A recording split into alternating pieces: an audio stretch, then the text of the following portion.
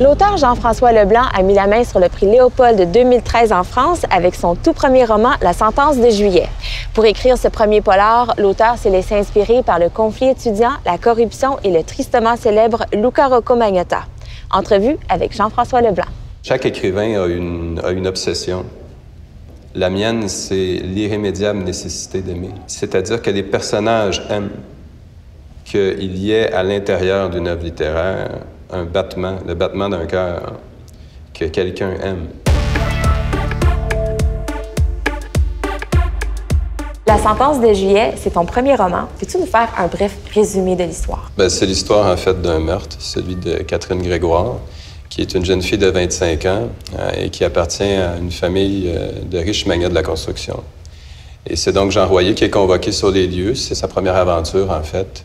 Et puis, ce qui se produit donc à l'intérieur de l'intrigue, c'est qu'on découvre de plus en plus les ficelles qui relient le meurtre de Catherine, tant à sa famille, mais aussi à une histoire d'enfance qui est celle d'Hansel et Gretel. Catherine qui aimait se multiplier par les hommes et les femmes, les orgies caniculaires la prenant aux tripes.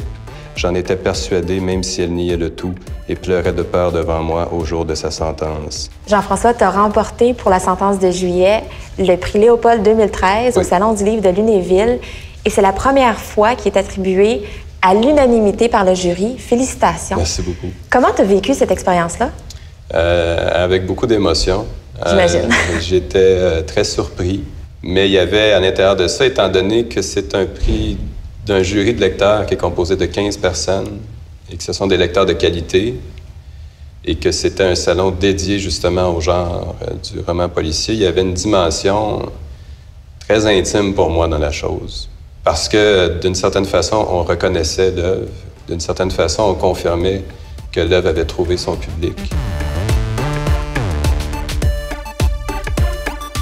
Ma manière d'écrire, elle est vivante, je pense. Elle relève aussi du marathon un peu, parce que je vais m'installer, je vais rester... Comme pour La sentence, c'était des séances d'écriture de 10 à 12 heures. Et c'était continuel. C'est en effet comme un marathon, c'est long. Et on sortait, moi puis ma blonde, après on allait au restaurant, elle me parlait, et ça, c'est le coup classique. Et je devais lui dire, je m'excuse, t'es la lumière de ma vie, je t'adore, mais je ne t'ai pas écouté.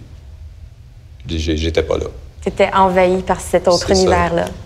Mais quand le livre sort, là, habituellement, il y a une période de repos, là, ça va. C'est correct. Tu te fais pardonner un peu. Oui, il y a toujours... un écrivain est toujours très imaginatif pour ça. En effet. Tout homme engagé auprès de la femme qu'il aime l'est, de toute manière. C'est une question de survie. Oui. Voilà.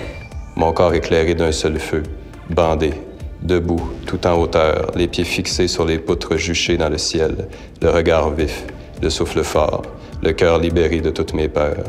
Enfin, sous la férule de juillet, Catherine m'aimait, dans la rougeur du sang et de la mort.